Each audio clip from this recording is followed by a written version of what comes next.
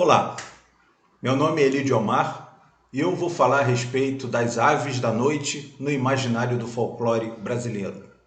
Eu sou biólogo formado pela UFRJ, mestre e doutor em zoologia pelo Museu Nacional, também da UFRJ, atuo na Universidade Federal do Estado do Rio de Janeiro, onde sou responsável pelo Laboratório de Entomologia Urbana e Cultural.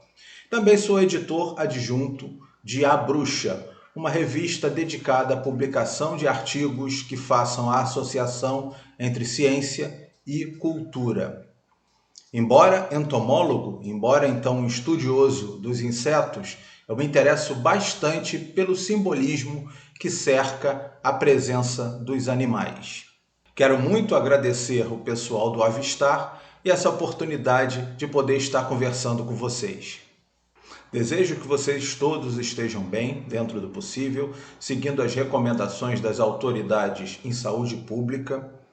Nós estamos vivenciando um momento muito difícil e é necessário deixar claro que não há um tratamento precoce. Na verdade, o tratamento precoce contra a Covid-19 é você não contrair a doença. E o único remédio que nós temos é a vacina. A ciência, mais uma vez, atuou de forma muito eficiente, nos ofereceu várias opções de vacinas. Nós estamos ainda no Brasil muito atrasados na vacinação, mas brevemente tudo vai ser resolvido. O que a gente pode fazer é seguir as recomendações das autoridades em saúde pública. Evitar sair às ruas, manter o isolamento social e, em caso extremo de ter que sair às ruas, usar sempre máscara. Fazendo isso, daqui a pouco tudo vai estar resolvido. Bom, essa nossa conversa tem tudo a ver com a chamada zoologia cultural, que é o estudo da presença simbólica dos animais nas mais distintas manifestações da cultura. O pressuposto da zoologia cultural é que os animais estão, simbolicamente falando, presentes em tudo. São presenças constantes em todas as nossas manifestações culturais. E essa importância, essa presença simbólica dos animais, ela pode e deve ser aplicada no ensino, em atividades de divulgação científica e em práticas de preservação da biodiversidade. Só a título de exemplificação, eu posso utilizar um desenho animado de sucesso, como o do Pica-Pau, para falar e chamar a atenção para a causa da conservação da espécie inspiradora. E falando especificamente de aves, fica claro que são uma inspiração simbólica para muitas atividades culturais do ser humano. Isso porque certamente as aves estão entre os grupos de animais pelos quais nós temos mais admiração. Certamente essa nossa admiração pelas aves, esse nosso interesse no grupo, tem a ver com o canto, com as cores vistosas e os belos padrões de colorido das plumagens e principalmente pelo voo, pelo fato das aves voarem. Nós temos sim muita admiração por outros grupos de animais. Nós admiramos, por exemplo, os animais velozes, como o guepardo, o mais veloz mamífero terrestre do mundo. Só que a gente pode praticamente igualar com alguma facilidade. Nós temos admiração pelos peixes e pela proficiência que eles têm no ambiente aquático, mas de certa forma a gente também pode imitar com alguma facilidade. O voo já é um pouco mais difícil e a grande maioria dos integrantes da nossa espécie não vai ter oportunidade de sentir a sensação de voar. Talvez por isso nós tenhamos tanta admiração pelas aves. Eu tive a oportunidade de participar de 2 estudos que abordaram a presença de animais em adesivos de clubes de motociclistas, os chamados motoclubes. Os animais são presença constante como símbolo desses grupos e em ambos os estudos nós percebemos que as aves são o grupo dominante, sendo muito mais mencionados do que os mamíferos. Isso, é claro, tem a ver com essa admiração que todos nós sentimos pelas aves. Isso fica evidente quando a gente percebe que 3 dos mais populares clubes de futebol no Brasil têm como mascotes integrantes do grupo das aves. Especificamente o clube mais popular, o Flamengo, aquele que detém a maior quantidade de torcedores e admiradores, tem como símbolo uma ave extremamente interessante, o urubu, que ao mesmo tempo é esse símbolo futebolístico poderoso, também é um símbolo que traz uma conotação negativa. O urubu muitas vezes é utilizado como um xingamento, o que é relacionado ao fato do animal ser um necrófago, se alimentar de carcaça. Então, digamos assim, uma das poucas aves que tem um simbolismo negativo. Nesse aspecto, ele lembra muito a relação que se tem com os corvos no hemisfério norte. Mas, de uma maneira geral, as aves são um símbolo muito positivo e existem várias histórias, várias lendas, vários causos associados a elas. Um bom exemplo disso é o bem-te-vi.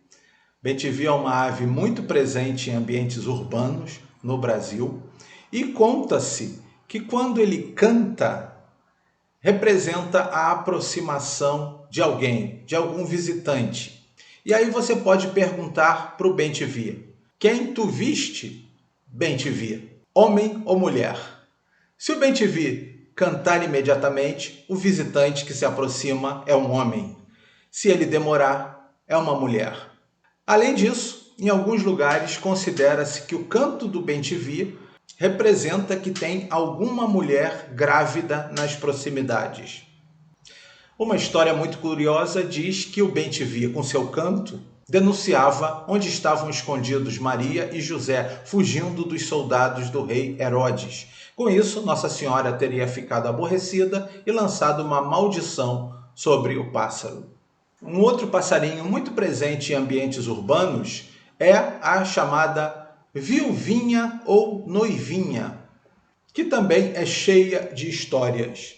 Por exemplo, diz-se que ninguém pode acertar esse pequeno pássaro porque ele foi o responsável por lavar as roupas de Nossa Senhora que estavam sujas com o sangue de seu filho, Jesus. O pássaro, então, foi abençoado e não pode ser molestado. Notem que as histórias costumam passar por cima e ignorar solenemente os padrões de distribuição das espécies. Então, 2 aves muito presentes no ambiente urbano aqui no Brasil acabam tendo histórias associando-as a passagens bíblicas ocorridas muito distantes daqui. De um modo geral, as aves têm uma representação social altamente positiva. Mas isso muda um pouco de figura quando cai a noite. À noite, todas as aves são pardas. A noite concentra nossos medos, nossos temores e, naturalmente, aqueles animais que vivem à noite acabam sendo fonte de inspiração para muitas histórias, muitas lendas, muitas crendices, algumas delas bastante interessantes. E as aves não constituem exceção. Se durante o dia muitas aves são admiradas, à noite algumas delas são temidas. Uma muito interessante é o saci, integrante da ordem dos cuculiformes da família Cuculidae, o Tapera nevia. O saci é uma ave de ampla distribuição na América e recebe muitos nomes regionais e faz parte de muitas histórias relacionadas ao folclore em cada local. É, por exemplo, chamado também de matinta pereira e crispim. Na lenda amazônica, matinta pereira é uma ave misteriosa, de assobio agudo, que nunca se sabe de onde vem. Pode assumir a forma de uma velha e passa a noite perturbando o sono das pessoas e assustando principalmente as crianças. Para ele ir embora, o dono da casa tem que prometer tabaco ou fumo. Quando se chega mais ao sul do Brasil, o tapera-névia é associado ao saci pererê, que vive nas matas de onde pode-se ouvir o assobio estridente vindo de todos os lados. Se escuta, mas não se vê. Ambas as lendas, a da Matita Pereira e a do saci, elas acabam se confundindo. Isso provavelmente tem a ver com a migração dos índios Tupi-Guarani de sul para o norte. E aí ocorreu uma mistura de lendas. Em algumas localidades, Matinta Pereira e Saci Pererê, inclusive, são considerados a mesma coisa. Em outra versão da lenda, um cacique teria assassinado 2 sobrinhos, irmãos, e ambos viraram pássaros. Um deles virou Saci e o outro Matinta Pereira. Na Argentina tem uma lenda muito interessante que é a do Crispim, um lavrador que morreu por causa da negligência de sua mulher. Transtornada pela culpa, a mulher se transformou em uma ave e passa os dias perambulando e gritando pelo seu marido morto. Crispim, Crispim. No Panamá, existe a interessante lenda de la Pavita de Tierra. Conta essa lenda que uma jovem era viciada em tabaco e ela acabou sendo ameaçada a seu pai, que havia proibido que ela fumasse. Ela não obedeceu e passou a esconder as guimbas de cigarro atrás do fogão. Um dia o pai descobriu e, muito chateado, a matou. Dizem então que Pavita virou uma ave, e essa ave emite um som que sai de dentro da terra, assombrando a quem se aproxima dos fogões à noite. Levando em conta a distribuição da espécie tapera-névia, é bem possível que tenha sido ela a inspiradora da lenda de la Pavita de Tierra. Afinal de contas, o canto dessa ave tão interessante é fácil de se ouvir, mas a ave é difícil de ver.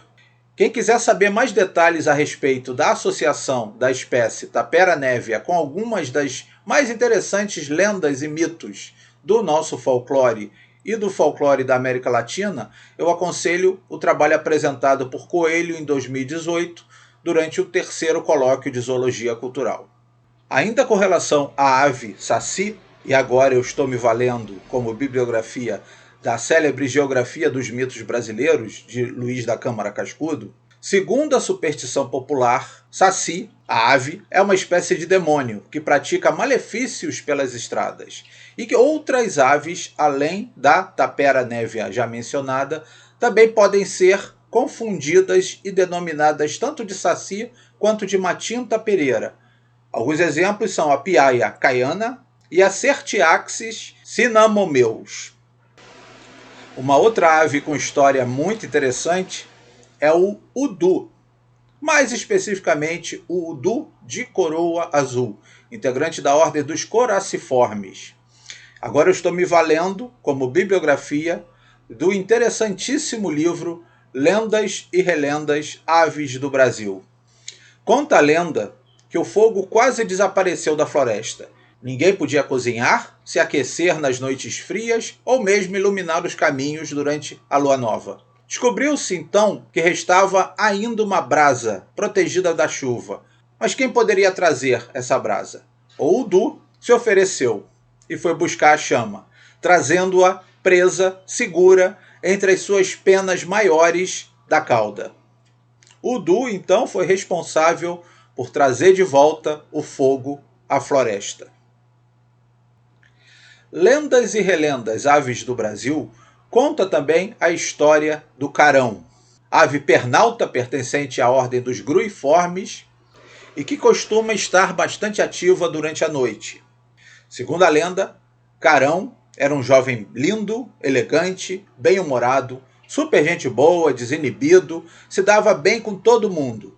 Ótimo cantor, tremendo pé de valsa, ele era mais ou menos a atração das festas que frequentava. Aliás, era festeiro, gostava muito de festas. Em uma dessas festas ele se apaixonou. Se apaixonou por uma moça muito bonita. Só que as demais mulheres presentes na festa, encantadas com essa figura magnética que é o Carão, continuavam olhando para ele. Isso fez com que os outros homens do local, passassem a sentir ciúmes e começassem a ameaçar o Carão. O Carão, um cara tranquilo, não esquentava com isso, não se preocupava com o perigo. Mas a tensão começou a ficar cada vez maior e um amigo do Carão ficou preocupado. Tentou salvá-lo daquela situação de potencial perigo. Queria tirar o Carão dali. Chegou para o Carão e falou: olha, a gente tem que sair daqui. E o Carão não queria. Aí o amigo resolveu mentir. Falou: cara, a sua irmã morreu, infelizmente. A gente tem que sair para cuidar dos preparativos. E o Carão não ligou. Continuou se divertindo na festa. Até que o amigo resolveu mentir de modo mais efetivo. Chegou para o Carão e falou: tenho uma triste notícia para te dar. A moça pela qual você está apaixonado acabou de morrer. Carão, então, atordoado com aquela notícia, começou a chorar. E enquanto ele chorava e se lamuriava, ele foi transformando-se em uma ave. E é por isso que essa ave pernalta tem um canto que lembra o choro e um lamúrio à noite. É o Carão chorando pela ausência de sua amada. Ainda segundo Lendas e Relendas Aves do Brasil e também segundo a Wikiaves, existem muitas histórias curiosas com relação a esse falconiforme, o acauã. O acauã é considerado uma ave de mau agouro em muitos lugares. Isso provavelmente devido ao canto, que alguns escutam principalmente à noite ou no final da tarde e associam como um chamado Deus chamou, ou então Deus quer um. E com isso interpretam como sendo a morte que estaria procurando alguém que escuta esse som. Em alguns lugares, entretanto, a presença do acauã é considerada um sinal de boa sorte. No folclore amazonense, diz-se que os gritos do acauã prenunciam a chegada de forasteiro. Quando se escuta ele, é sinal de que está chegando alguém. Em Minas Gerais, o canto do acauã é considerado o prenúncio da morte de algum conhecido. Na região Nordeste, acredita-se que essa ave tem, digamos, um potencial de prever a meteorologia. Se o acauã pousar num galho seco, é sinal de que vai vir seca para a região. Mas se ele pousar numa árvore com folhas, significa que logo logo vai ter chuva. O acauã é um excelente caçador de cobras, característica que está até incluída no seu epíteto de gênero, Herpetoteres, caçador de cobras. Conta uma lenda que uma vez um jovem índio estava no meio da mata procurando comida. Encontrou 2 surucucus e, meio que assustado com o avistamento das cobras, a surucucu é a maior cobra peçonhenta do Brasil, ele ficou ali meio enrolado e acabou preso na vegetação sem poder fugir e escapar das cobras. Ao longe, ele escutou então o grito de um acauã e chamou, pediu ajuda. Gritou: acauã, pode me ajudar? A ave veio e acabou dando cabo às 2 cobras, salvando o índio. Agora eu estou usando como bibliografia o Dicionário de Folclore Brasileiro do Luiz da Câmara Cascudo. E vou falar a respeito de uma ave integrante da ordem dos caprimulgiformes, o bacurau, também conhecido como curiango em algumas localidades. Especificamente, essa história diz respeito a Nyctidromus albicollis. Indivíduos dessa espécie costumam ficar, durante as primeiras horas da noite, catando insetos nas estradas, e seus grandes olhos refletem a luz. Eu já tive a oportunidade de ver essas aves, é uma visão muito interessante, ver aquelas criaturas pequenas na escuridão quase total, mas com os olhos refletindo a luz. Diz a crendice popular que as penas das asas do bacurau servem para amenizar dor de dente. E elas também podem ser utilizadas entre a manta e a sela, quando o cavaleiro vai aprumar. Isso faz com que o condutor do cavalo dificilmente caia. Uma outra lenda diz que o bacurau, para participar de uma festa no céu, pegou emprestadas penas de diversas aves. Porém, no dia seguinte, ele não devolveu e foi castigado por São Pedro, tornando-se uma ave de hábitos noturnos. A noite é considerada um castigo em muitas das nossas histórias. E, mais ainda, ele fica soltando o grito "amanhã eu vou", relativo ao seu canto. E isso se refere a promessa de devolver as penas. Chegamos então a uma ave que é repleta de histórias. Mãe da Lua, ou Urutágua, ou Urutau e muitos outros nomes ainda. Antigamente, na minha época, essa ave era integrante da ordem dos caprimulgiformes, igual bacurau. Aliás, alguns até consideravam esses nomes como sinônimos de bacurau ou curiango. Hoje é considerada uma ordem à parte, Nyctibiiformes. Aqui algumas belíssimas fotografias tiradas pelo biólogo, meu amigo, César Nascimento Francischetti. É realmente uma ave muito interessante. E agora, com a fotografia de Odirley Fonseca, e com base na Wikiaves, vou falar um pouco das histórias relacionadas à Mãe da Lua. Bom, há uma crendice na Amazônia que diz que as penas da cauda do urutau protegem a castidade. Por isso, a mãe costuma varrer embaixo da rede das meninas com uma vassoura confeccionada com penas dessa ave. Em alguns outros lugares, a ave é tida como de mau agouro. No Peru, disse que um bebê foi abandonado por sua mãe na floresta, uma forma de evitar que morresse de uma peste que já havia dizimado grande parte de seu povo. Ele então se transformou em uma ave e todas as noites fica cantando, se lamentando, procurando sua mãe. Uma outra lenda, agora na Bolívia, fala que uma bela filha de cacique se apaixonou por um guerreiro e foi correspondida. O pai ficou muito chateado ao saber do romance e, enfurecido de ciúmes, usou suas artes mágicas e matou o pretendente. A menina descobriu o crime do pai e ameaçou delatar, contar para todo mundo. O cacique, para evitar isso, a transformou em uma ave noturna. Assim, durante as noites, a ave chora a morte de seu amado, com um canto triste e melancólico. Uma outra versão da lenda da Mãe da Lua diz que uma moça se apaixonou por um rapaz em uma estrada à noite. Ao parar em um local iluminado, o rapaz teve a oportunidade de ver o rosto da moça e percebeu que ela era feia, imediatamente abandonando a namorada. Ela, muito chateada, pediu que uma bruxa a transformasse em ave. E agora vive perambulando e voando pela noite, lamentando o abandono. Essa associação com bruxa, ela é muito interessante. E agora eu volto a me valer do livro Lendas e Relendas Aves do Brasil. A bruxa, nesse caso agora, transformada em uma mariposa da espécie Ascalafa odorata, conhecida popularmente como mariposa bruxa ou bruxa preta, participa de outra versão da lenda. Segundo essa versão, o cacique, ao invés de matar o pretendente, a sua filha, e que no caso era um jovem pertencente a uma tribo inimiga, ele tranca a filha em casa. Em uma noite de lua cheia, uma enorme mariposa bruxa entrou na casa e a jovem, em contato com essa mariposa, acabou se transformando em ave, formando assim a Mãe da Lua, uma divindade que protege plantas e animais.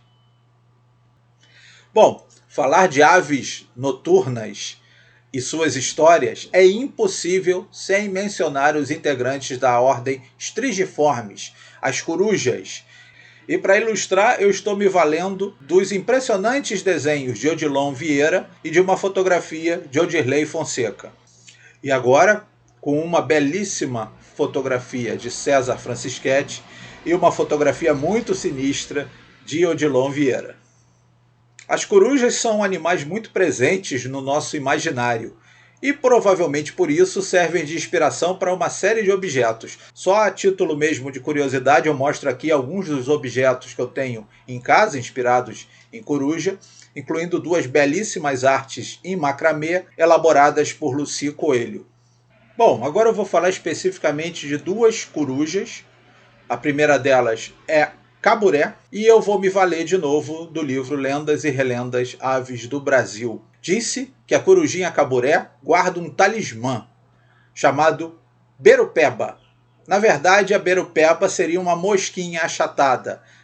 Parece bastante um carrapato, é uma mosca adaptada para viver como parasita, principalmente em aves. Continuando então com a lenda, esse talismã, essa mosquinha, um amuleto, traz boa sorte a corujinha caburé. Caburé, então, mesmo sendo pequeno, se torna bastante voraz e ataca animais bem maiores, se fiando principalmente na força que o seu amuleto lhe dá. Isso, naturalmente, causa o desequilíbrio na floresta. Para tentar resolver o problema, os outros bichos fizeram uma reunião, uma assembleia, e decidiram que iam tentar tirar o amuleto da corujinha caburé. Por isso, é comum a gente ver no dia a dia o caburé sendo atacado por diversas aves, inclusive passarinhos menores. Mesmo pequenos, eles tentam atacar o caburé supostamente para retirar esse talismã. Só que não é tão fácil. Caburé, muito esperto, resolveu pintar na nuca olhos falsos para confundir os seus agressores. Então, o agressor não sabe para onde o caburé está olhando e tem dificuldade para atacar. Isso explica a presença de manchas muito semelhantes aos olhos que estão presentes na nuca da corujinha. Com isso, a corujinha está sempre vigilante. Outra coruja muito presente nas lendas é a chamada rasga-mortalha, também conhecida como suindara ou coruja de igreja. E agora eu estou me valendo novamente do dicionário do folclore brasileiro. A rasga-mortalha é uma coruja pequena, de voo pesado, baixo, só que esse voo produz um barulho que lembra bastante um pano grosso sendo rasgado.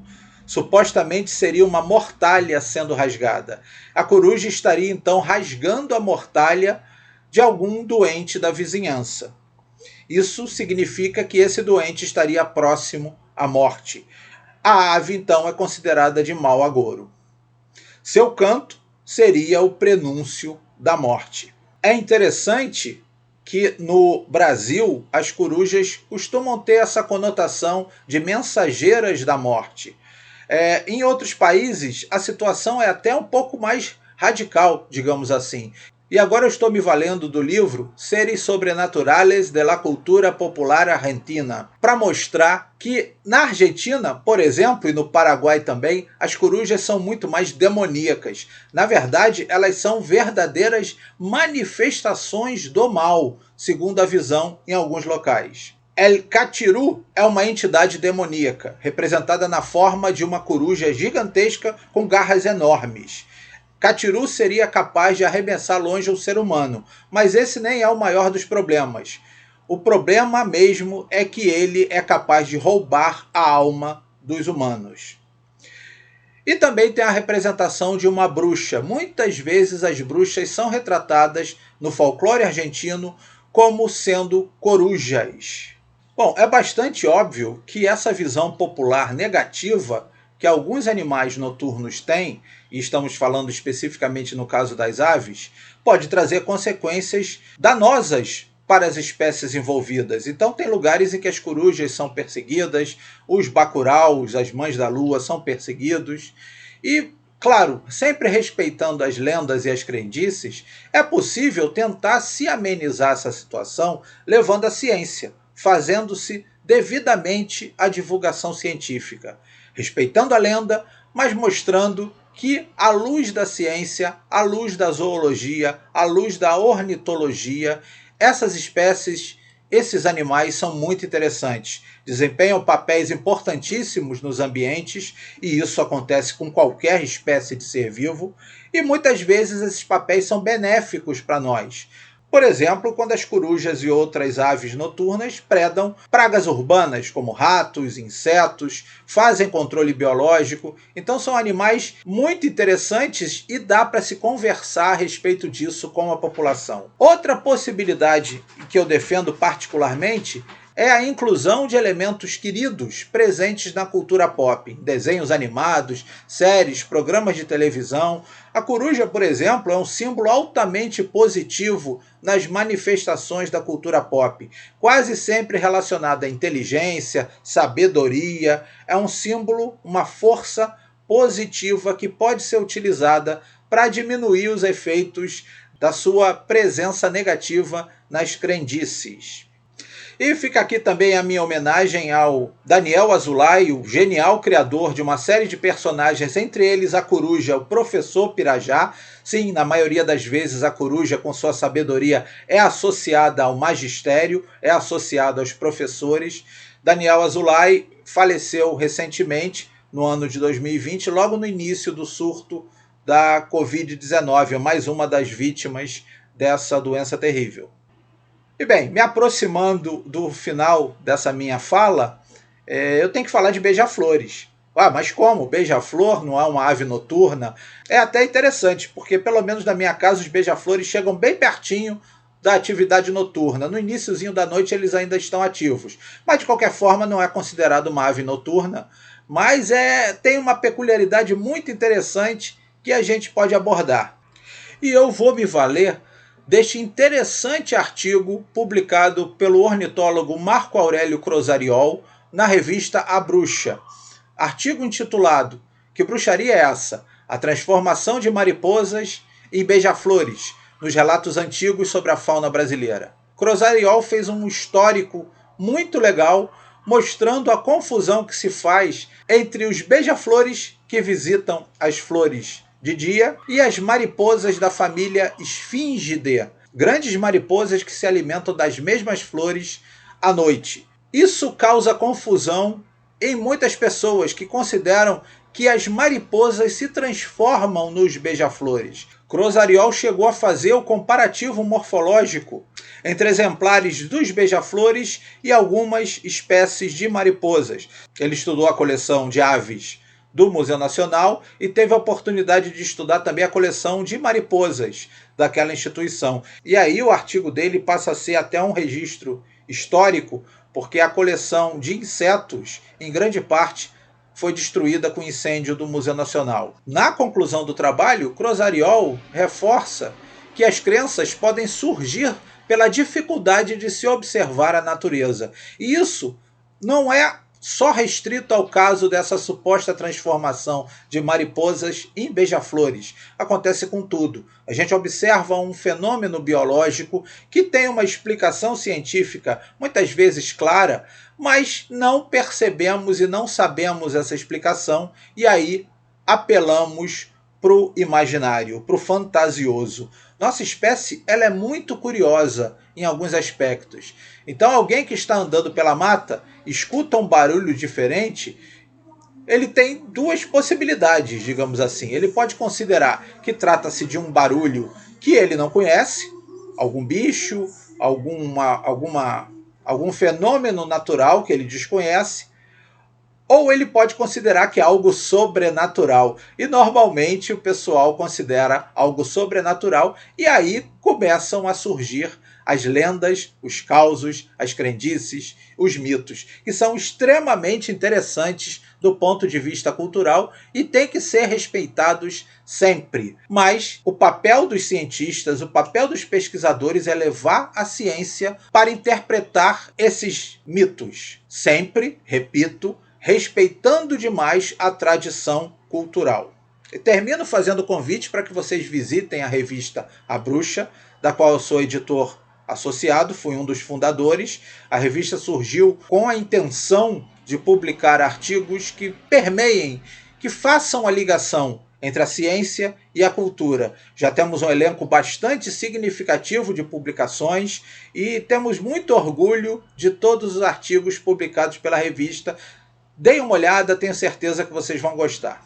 Essa é a bibliografia que eu utilizei. Quero agradecer ao Avistar Brasil pelo convite. Prazer estar conversando com vocês. Ao meu amigo César Francischetti pela sessão de fotografias maravilhosas. A minha esposa Lucy Coelho, que está junto comigo nessa jornada, nesse interesse da associação entre ciência e cultura, e entende muito mais de folclore do que eu, e me apresentou muito da bibliografia que eu utilizei para esta palestra. Agradecer também ao amigo Odilon Vieira, que além de exímio fotógrafo, é um desenhista impressionante. Então, alguns desenhos e fotografias do Odilon estão incluídos na apresentação, e também fotografias de Odirley Fonseca. Essa fala faz parte de um projeto que eu desenvolvo na minha universidade, chamado Zoologia Cultural. É um projeto de pesquisa e extensão. E eu vou estar sempre à disposição para conversar com vocês, trocar ideias sobre zoologia, sobre cultura e sobre a presença da zoologia nas manifestações culturais. Muito obrigado pela atenção, pessoal.